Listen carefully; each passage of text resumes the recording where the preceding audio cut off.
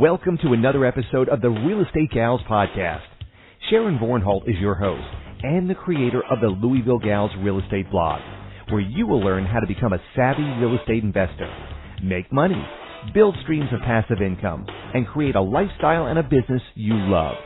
Whether you're a seasoned real estate investor or just getting started, this show is for you. Now, let's talk real estate investing.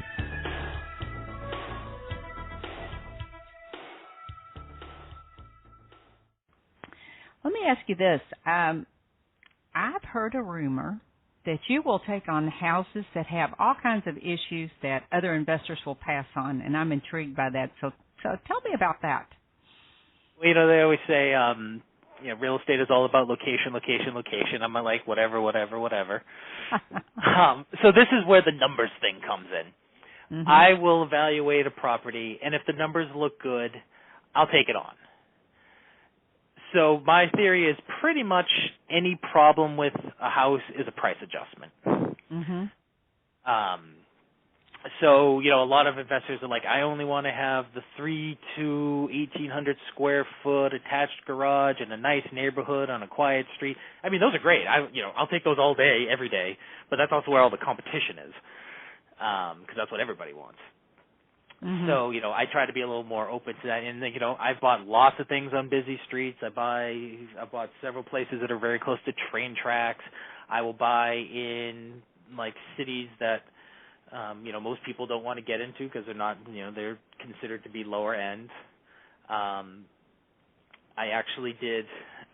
did a presentation recently at a local RIA on a house I flipped that was literally across the street from a sewer plant. Oh, my. That is brave, Shaun. And not only was it across the street from a sewer plant, it also had this was the closest one this is the one that was closest to train tracks I've ever had. It was literally right through the backyard.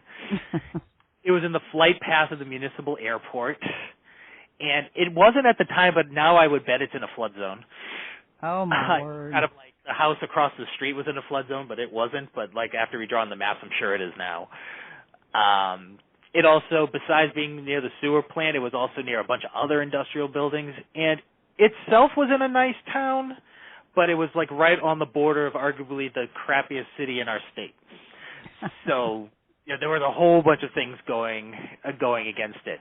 But I'm just like, oh, well, so you have to understand, that your resale's capped. So, this was not a place that I was going to be putting in, tons of really expensive high-end finishes on.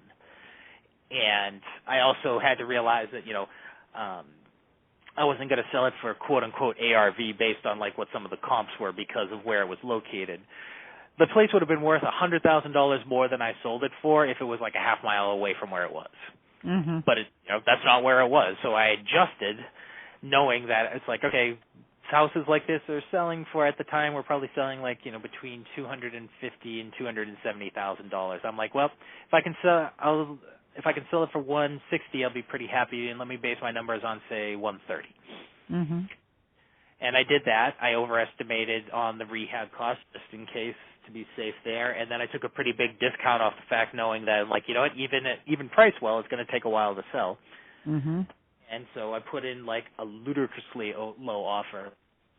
Again, so for a place where the median home price is probably around $260,000, I put in an offer of $60,000. Oh, wow. And the place was actually borderline habitable. It wasn't as bad as a lot of other places I did. I actually didn't put that much money into it. Oh, and yes, I got it for in the low 60s. Wow. What now? That was a good deal. And I think in talking about if the numbers work, I think you just gave everybody a perfect example. If you factored in pretty much everything that could go wrong, including having to hold it extra long. So, I think if that works for you, that's great. A lot of us aren't quite that brave. Well, I got to say, you do have to be pretty thick-skinned when you deal with, I like to call it locationally challenged properties, because, there's just nothing you can do about that. Mm-hmm. There's some stuff this might have this problem or that problem. Any problem with a house itself, you can fix. Right. It might not be worth fixing, but you can do it. the town, the city was not going to remove that sewer plant if I asked them to. They weren't going to rerun the train track somewhere else because I didn't like them. There was just nothing I could do about that kind of stuff. So you do have to, you really do have to take into account that these are going to be tough sells. Mm-hmm. But, you only need one person. Now, how long did it take you to sell that house? It actually sold a little bit quicker than I had anticipated. From when I listed it to when we closed was probably about 4 months, but it was a kind of a long loan. So it was only on the market until we got the accepted offer for maybe 9 or 10 weeks. Oh, well, that's not bad. Yeah, I would say, I tell this to some people, and they're like, I like to have my stuff under contract within the first 2 weeks. And so, I do too. Mm-hmm. But, like I said, I knew that it might be tough. So I actually anticipated, I budgeted for it being on the market before even even going to escrow for about 4 months. So I actually beat that a little bit. And I had about 65 showings. Mm-hmm. And got the offer that worked. I actually had 2 offers on it. The first one fell through, and then one that panned out. So a 1 in say 32, 33, one offer per 33 showings would also be something people would be aghast at.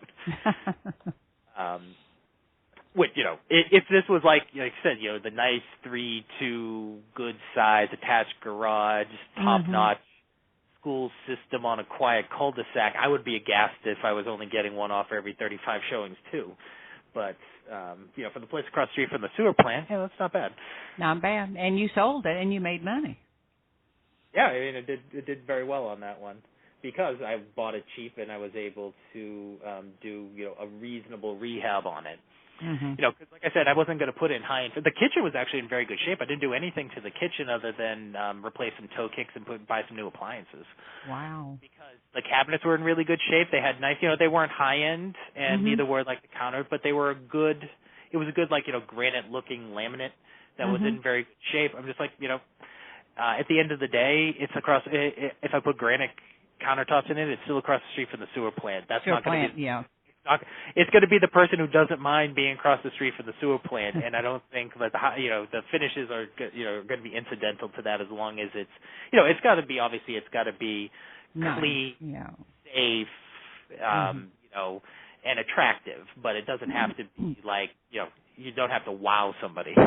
Yeah, I know, and I think that's absolutely true. So. For the purpose of figuring your holding costs, do you have a typical turnaround time for if you stack that against the dollar amount of work that needs to be? Do you have something even mentally that you go, okay, this house needs $20,000 worth of work, it's going to be this many weeks? Do you have something like that? I always assume any rehab I'm going to do is going to take at least a month, just to be safe. Now, if they are kind of lower amount of work, stuff that doesn't need a ton of permitting, they could turn around faster than that, but it's never bad to budget a little bit of extra time. Especially here in Massachusetts, town to town, the permitting can be quite different. Some places you just go down, you sign a paper and give them a check, and they'll give you your permit right then and there. Other places, it's a long, drawn-out process, and even for something simple, it might take 3 or 4 weeks just to get the permits. We actually had a place that we were doing. Again, this was the contractor I was talking about. He's very smart. He understands what you can and can't do. So, he applied for the permit. They said it was going to be at least 4 weeks, and he applied for it the day that I told him that we were cleared to close. So, he didn't dally on it at all. I think he actually applied for it technically before I had title. Yeah. So he put in all the paperwork for that, and then he's like, okay, well, there's some stuff that I just can't, I can't start doing the roof. I can't start doing all this exterior work and stuff. I'm not going to bring in the electricians and plumbers and stuff, obviously, until that stuff gets settled. But he's like, I'll go in, I'll do all the stuff that we don't need a permit for, and then it still hadn't come through, so he started doing some stuff in, technically you're not even supposed to do the major demo until you get the permit, because that's part of the permitting thing. So, he didn't bring a dumpster on site. He basically ripped everything out and put it in one of the other rooms until the permit came through. It wasn't drawing any attention. So he was smart. He was doing stuff like that. But even at that, it ended up, so they said minimum of 4 weeks. It actually took 7. Oh my gosh. So there was about a week and a half where he's just like, sorry, Shaun, I'm not even going to bother bringing the guys out there because there's just nothing else we can do. Right.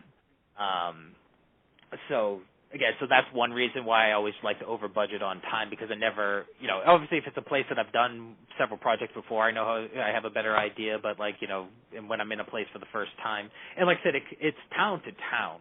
So it could only be like a half a mile from where I did a project, a month before, but if it crosses the town line, then it's a complete, whole new game. Yeah, and see, that's a little bit different than it is here. Now, some of the counties will have different procedures, but our main county is all encompassed by our Louisville Metro building permits. So you would go there for the vast majority of all your work you would have done. So now if we got out into other counties, then that would change. Interesting, though. Now, we do very little at the county level here. Okay. Almost everything is at the town level. At the town level. Interesting. And that, I'm sure that's just an area specific, and it's not only your areas. It's interesting to hear how that works in other areas, though, for me. Now, I always find that interesting when I hear stuff from people around the country and stuff, like just hearing how different certain things can be, because it's, to a large extent, it's all real estate, it's all, pretty cut and dry, but then, you get down to these nuances and it can be very, very different. Yeah, that's really true. I like to ask people about working with realtors, but you mentioned in there was something I hadn't really thought about. I mean, I know the name of your what the name of your company is. So you are a realtor. Are you a broker or a realtor, or and how do you work with building other relationships with other realtors? So I'm just an agent. I'm not a broker. Okay. My broker does happen to be an investor, so he has a little niche brokerage where basically everybody's an investor, so he kind of understands what we're trying to do, which is nice. So you don't have these people who have the retail mindset expecting us to be listing and walking around with buyer clients all the time. He's perfectly happy to get commissions for when I buy and sell my own stuff. Oh, okay. So that's just a little bit of a side. So I am just an agent, not a broker. Maybe someday I'll do that, but at this point, because my broker is very good with this, there's no big impetus. I think that's why a lot of investors become their own brokers, because they get sick of dealing with the retail mindset. Well, I think that's absolutely true here, because a number of the investors here are brokers, and some of them have their own real estate company, just like you described, and all of the agents are investors. Yeah, and I mean, I think, I don't think he makes as much money as your typical, Keller Williams or Century 21 or whatever like that, but it's also not the main focus of his business. He does a lot of rehabs. He has a lot of rentals. He actually owns a short sale negotiating business where he gets, these are where he makes most of his money. Okay. Is actually, more of a convenience relatively side business compared to that other stuff. And it actually facilitates that stuff. So, he... a lot of the agents who are not as active, say, as I am, what they'll do is they'll market short sales, they'll list them, and then the company, his short sale company, will negotiate them, be it for a buyer that he finds, or if he wants to buy it himself, or just for other agencies and stuff like that. So it's sort of a conduit to bring in more business that way. So that's one way you can kind of keep it going, even if he's not making as many retail sales as another office. So it still works out pretty well. Well, that's interesting, though. Little off tangent there. So yes, I'm just an agent. Not actually even technically, I'm not even a realtor, because I'm not part of that board, because basically we decided it's not worth paying for. So we just have to pay the local realtor board, or not realtor, but realty board fees and stuff like that. I know in some areas you actually get pretty significant discounts on that kind of stuff by being a realtor, but you don't in Massachusetts. So the brokerage actually made a decision that we were not going to be a realtor office. Okay. Well, yeah, I think you have to find what works for you in your particular situation. I don't think there is one broad, sweeping right answer to any of these questions. No, definitely not. One, so even just what I was saying there with the discount. So in Massachusetts, you don't actually get much of any discount for any of that stuff for being a realtor. But he's also licensed in New Hampshire, and the reason he was considering becoming a realtor office is because you actually do get really big discounts on like MLS access and stuff up there. But most of the people are in Massachusetts, and if the office became realtors, we would all have to become realtors. So that's where the trade-off was. Oh, well, you sound like you've hit the jackpot with your broker. Sounds like he's it a great works guy. perfectly for you. Interesting. And by saying we do, and we've done some work together and stuff too. So we like everything. It's building relationships, right? One of the big parts of this business. Right. Well, let me ask you this. You have just been a wealth of information here. Do you have some advice for someone just starting out? We all like to talk about all the things we did wrong, but what advice would you give someone just starting out? So, as we've kind of discussed over the course of the interview, looking back, one of the things I definitely wished I had done when I was starting out was get involved with more lead generating avenues to start with. Like, I found something that worked really well and I ran with it. And I mean, definitely you should do that. There's always the problem of like spreading yourself too thin, but at the same time, like if you just hyper focus on one area like that, if that changes, then you have a problem. So I wish I had diversified my lead generation a little bit more early on, and I would definitely recommend people do that. And there's lots of cheap or free ways to do that. So it's not like, you have to go out and spend $3,000 a month on direct mail, like out of the gate. Hey, if you have that kind of budget, great. But if if it is just, hey, build relationships with wholesalers, build relationships with realtors, mill the Craigslist ads, put up your own online ads.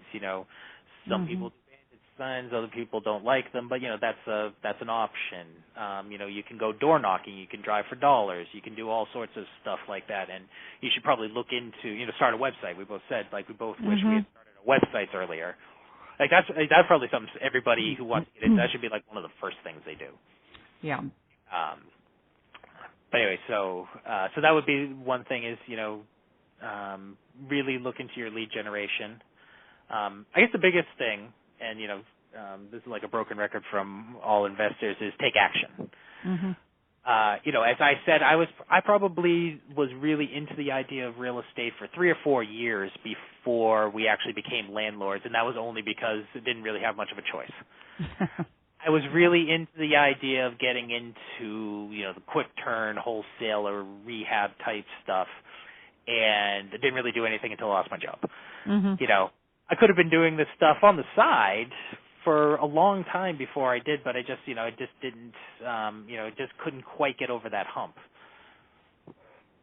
So, that's always pretty... the big thing is take your big, massive action. Those are great tips, and I think everybody has that one regret about not getting started sooner. We kind of toy with the idea, and we kind of do it, and we kind of fool around, and gosh, if you look back to when you really should have started, even buying just that first property, it would have been better for all of us. But boy, hindsight's 20/20, isn't it? Oh yeah. Yeah. Well, let's talk about a couple of things here as we close out. I'm a big book person, which I know you know. Do you have a book that you've read that that you can credit with having a big impact on your life, or a book you'd like to recommend for folks?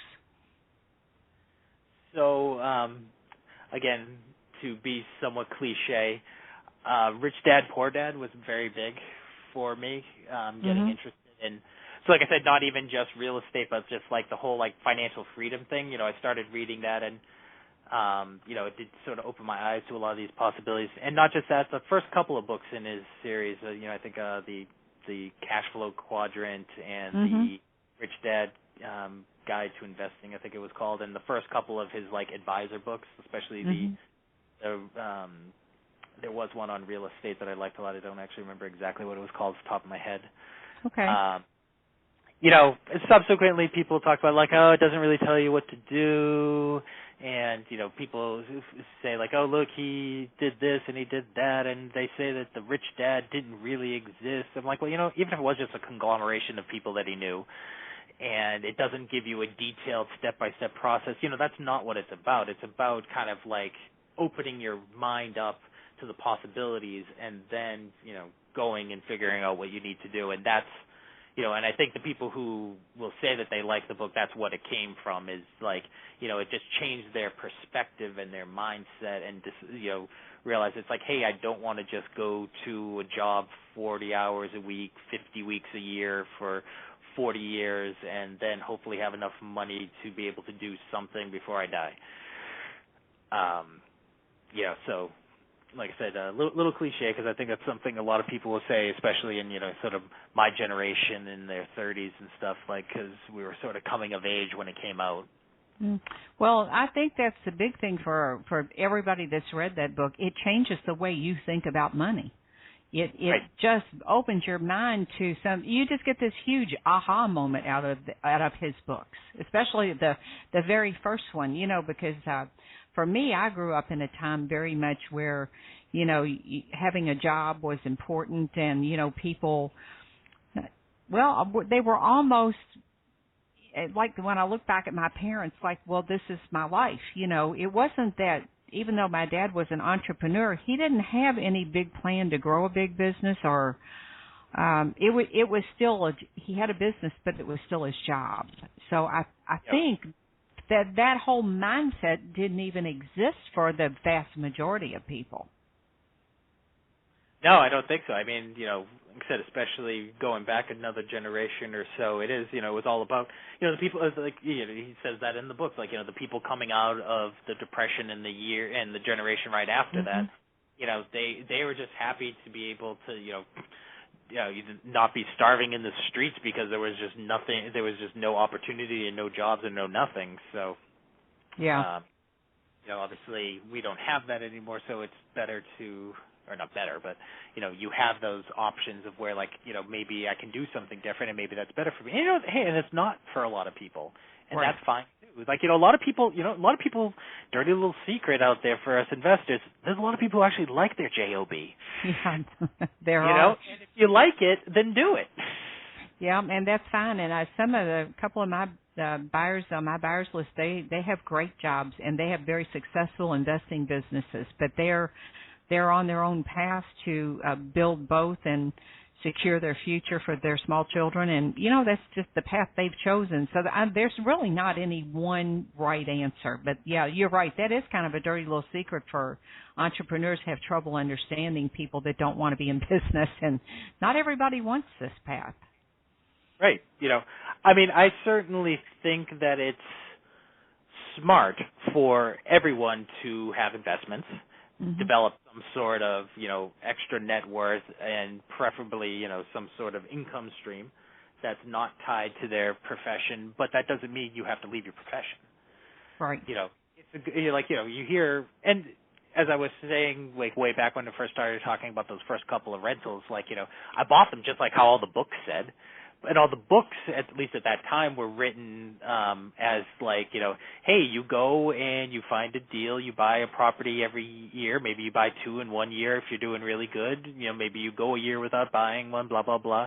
And at some point you have, like, you know, 10 or 12 rentals, you pay them off by the time you retire, and then you have all that, you know, you have that security of that other income source sort of thing, you know. So, I mean, that was actually the real estate investing model of choice for many decades, coming up in these last, you know, probably till around the late 90s. Yeah, I think you're absolutely right. And I think in looking around in my read that the people that have built the older investors that have built a lot of wealth, that is exactly the way they did it. They did it just like that. They ended up at the end of the time with a whole bunch of paid-off rentals that generate a whole bunch of cash flow. And it is a proven method that, like you said earlier, it's the get-rich-slow method. But there's nothing wrong with that. I think that's the problem, is that, you know, people don't like waiting. I mean, you know, I'm not going to lie, I didn't like waiting either. That's one reason why I started getting into rehabs. Mm-hmm. Right. Now, obviously, like I said, I lost my job, so it's kind of like, well, do I want to go back to a job or do I want to replace income? So, if I was buying more rentals, making, $200 a month cash flow, that wasn't really going to be realistic to not go back to a job that I didn't particularly love. Right. So, well, different path. If I truly loved what I was doing and I wanted to go get another job in that exact same industry, then that's where I should have gone. But, I was kind of, for quite a few years before that, I had, like, the dreams of, like, oh, man, it would be great to be able to leave my job and be able to start my own business or be able to live off my real estate or da-da-da. So, like, that was already something I kind of wanted to do. So it forced my hand. Mm-hmm. But, like I said, if I was doing something that I really, really wanted to just keep doing, then that's what I would have done. I would have kept trying to build up some of my portfolio, like I was saying, the slower type path, but I wouldn't have left the workforce for it if it wasn't something I just really wanted to do. Exactly.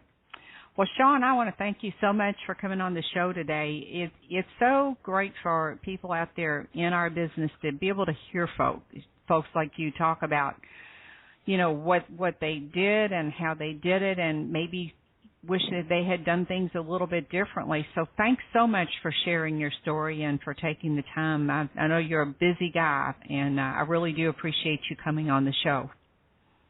Well, I really appreciate you asking me, and it definitely was a lot of fun. Yeah, and what's the best way for folks to get in touch with you if they want to do that? So you can get in touch with me. You can always go to my website, and that is Mass, like MASS, Home, HOME, Sale, SALE.com. That's the aforementioned lead generating website that I've been doing, but I also have I've been doing a lot of blog articles. Some will be of interest to general public. Some of them obviously are a little more area specific, but that's a good way. So masshomesale.com. You could also email me. I'm going to give you my generic one because everybody spells my name wrong. It's info@rre-homes.com, so 2 R's and an E. My business is called Riley Real Estate, so that's the RRE. So info@rre-homes.com. You could also try Shaun at that as well, but everybody spells Shaun wrong. Mine is SHAUN. Everybody wants to put a W. Yeah, that is some of us have tricky names, so that's info@rre, and it's a dash, not an underscore. Yes, a dash. rrehomes.com. Okay. Well, folks, thanks for listening to the show today. Thanks once again to Shaun, and we're going to close it out. This is Sharon Vornholt with the Louisville Gals Real Estate Blog, and I'll be back next week with another episode of Let's Talk Real Estate Investing.